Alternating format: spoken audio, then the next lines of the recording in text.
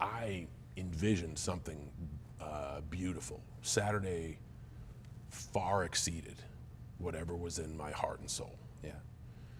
So I know I'm out there one last time. They had to move the side ramps in to put more seats, and it almost was like a fire hazard to go down the ramp. Okay. You cannot fit any more. I know it's an old wrestler story, Yeah. but I'm setting the stage for why I was so filled with joy. You can't fit any more people in there. Yeah. So going up to this event, I made sure everyone I talked to, all the podcasts I did, I'm like, hey, I know you may not think I'm gonna retire. I am. I'm comfortable with that. Please just get the closure you need. So now I'm out there. They hate the guy I'm working with. They universally cheer me. That is fucking rare. And for the last 5 minutes, everything I preach about story and drama and having a conversation with the audience, the ones I love are in the front row. I know my colleagues are watching on a monitor back there. We're just in a sleeper hold, man. Yeah. Ed Koski brought that up. We're just in a sleeper hold. Sleeper for but sleeper. But we're having that conversation with the audience. Yeah. So as I essentially take my last breath, I have struggled. If you think of somebody, the natural causes scenario, or however we picture loss in our life, all of us have been through it. They struggle, they struggle, they struggle. They hang on just long enough to make sure to say goodbye to everybody that's been meaningful in their lives. And that whole day was so many unbelievably vulnerable, meaningful conversations. Yeah. And then you realize I've connected with everybody I love. Yeah. Physically, I feel great. I think it's time to take that last breath. Yeah. And that's that. I hate to keep going back morbidly to obituaries, but like, this person died peacefully. Yeah. He faced death with a smile. Yes. And knowing that, like, man, we are in a good place. We're going to be great going forward. And this is literally like the bottom of the T-shirt says, "I gave everything. Thank you for everything." Yeah. And that, in that one moment, that was that going peacefully. You know, so like the whole tour, the year story, for me is just the cycle of someone facing the end of their life. The struggles they go with. I got a raw deal. I want this one more time. This will make me happy. This will make me live forever. Yeah. And then realizing like, oh, I've kind of been a prick and gone against my values. And having a good person, somebody you know and love, be like, man, this isn't you, dog. Let's do it the right way. Which connects to our why and helps us tell the story and have a conversation with the audience. Yeah. And then moments with colleagues that I have history with. Yeah. Tributes to everybody I've shared canvas with, or as many people as I could squeeze in one match before we had to take it home. Yeah. New competitors, so you can pass on the wisdom and knowledge. Heck, the deal in San Diego where we ran everybody who bought a ticket into the ring practically, and can get as many people around that element as like, man, I only have a few more matches left to call. Can we run 27 people down so they can just at least hear the noise? And then to honestly, to be honored to be in there with somebody who takes the mat as sacred. Yeah. I don't care who likes or doesn't like Gunther. Respect is a core value. He hits hard and pure, and he is all about this 20 by 20 box. And whether he does it my way, a wise man once said, just because it's the way John does it doesn't mean it's the way it needs to be done. And I got the utmost respect for him. So that's kind of that's what the artist was thinking when painting the picture. Right.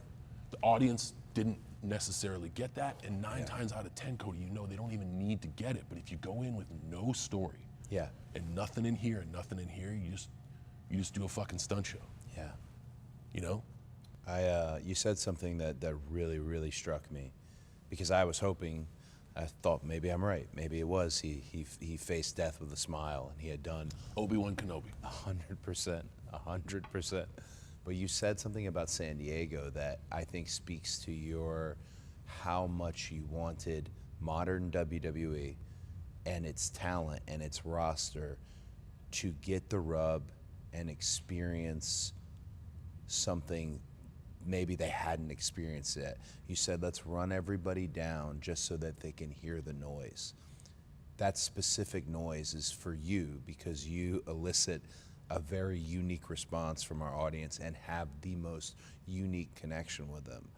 I don't know if it's my place to say it, but I can say thank you for a bazillion things, but I can say thank you just for saying that because, again, you might say you did have to, but you didn't. You certainly didn't. Just the idea of letting these run-ins happen and these moments take place in Petco Park so they can feel what that feels like, because it's not just a matter of, hey, here's a gift. You feel it now.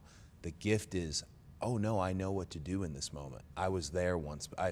They might do this. You never get that experience unless you really feel it, which is, we talk about it all the time on this podcast, the lack of live events. In our no longer, we go out there and go off of old experience, but for the new guys, how will they get those moments? How will they know, hey, this worked, this feeling, this moment, I think I can get, and these are when the stakes are far less than a giant retirement tour with an Intercontinental Championship on the line as it was in Petco. I think that's a really wonderful, wonderful thing to hear. I want to lean into something you said, though. Yeah. I always try to be coachable. Yeah. And I could be in the school of thought of like, you need 200 live events a year. No, we don't, because that's not where we're at. Right. So again, there's what the artist tries to paint, and there's what the audience interprets. Yeah. What the artist is trying to paint is essentially, yes, let's get people to hear the noise. But the message I really tried to hammer home to new talent was, I am on my way out. This would be the easy way to do it. Yeah. I want you to know that I am making brave, courageous decisions that will have polarizing and critical feedback. Yeah. And I am still trying to fail. I am desperately trying to fail on my way out the door. Yeah. So we could bitch and complain about a system that is archaic and doesn't exist. Yeah. Or I could influence people to say, you got 52 live events this year. Yeah. Do not be afraid to fail on camera. Interesting. Be a little more surgical about that if you're first and if you're last. Sure. Be a little more surgical. Yeah. But if you are in a spot to take a big swing, and this is what I did with everybody I faced, you and me at WrestleMania. Yeah. Hey, we're gonna try something different. We're gonna take a big swing. And holy shit, was it criticized. But I wasn't gonna just go out there and do the easy thing. I wanted to paint a different picture. Yeah. And then just listen to what the audience says, and we go from there. And your trust and faith in me, knowing that, like, oh my God, every wrestler uses WrestleMania as the end of their book, and me being like, dude, it's like the beginning. Yeah. We got another 3.5 months, and I promise you we're gonna build. Yeah. You know, and then just kind of meandering those waters, because we do the thing, and then the day after we do the thing, everybody's like, hey, so all the stuff we talked about, that's out. Right.